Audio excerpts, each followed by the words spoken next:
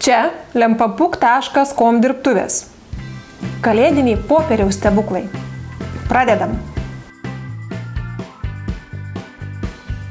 Jei vis dar nepasidarėte kalėdinio vainiko, padarykime jį kitaip. Iš popieriaus.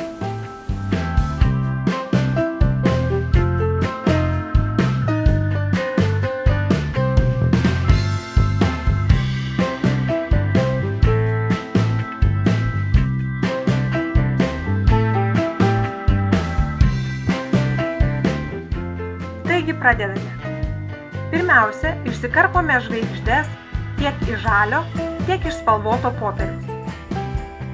Žvaigždžių maketus galite atsisiųsti iš mūsų to paties įrašo bloge. Žalio žvaigždutės yra kaip pagrindas, jo šiek tiek mažesnės nei spalvotosios. Mažasias žvaigždės klijuojame ant iškirto žiedo pagrindo ir dėliojame taip, kad uždengtų kartoną. Po to imame spalvotų žvaigždžių. Kadangi spalvotą žvaigždę mums reikia sulankstyti, joje pasižymime lenkimo linijas. Dedame liniuotę prie vieno iš žvaigždės smailiojo kampo ir priešpriešinio bukojo. Ir stalinio peilio bukąja dalimi įbrėžiame lenkimo linijas. Ta patį padarome su visais žvaigždės kampais. Po to sulankstome žvaigždę per visas padarytas lenkimo linijas. Formuojant žvaigždės iškilumą, bukieji kampai lenkiami į vidų, o smailieji į išorę. Štai gavome tokią gražuolę penkiakampę.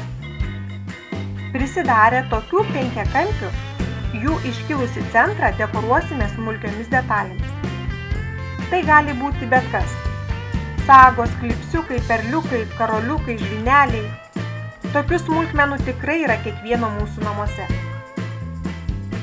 Toliau dekoruotas žvaigždės klijuojame ant pasiruošto pagrindo.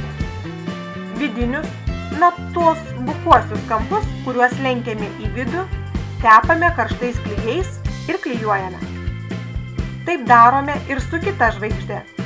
Tik klijuojame ją ant pagrindo taip, kad šiek tiek užeitų bent viena kojelė ant pirmosios. Kursime tokį iškilumo efektą.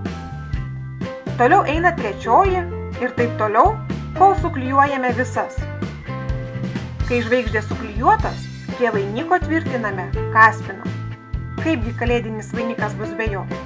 Ir štai, mūsų popierinis kalėdinio vainiko variantas baigtas. Jis puikiai tiks ant durų, kurios dažnai varstomos, nebijant, kad ši dekoracija suduš. Sekite mus ir susimatysim kitame video. Iki!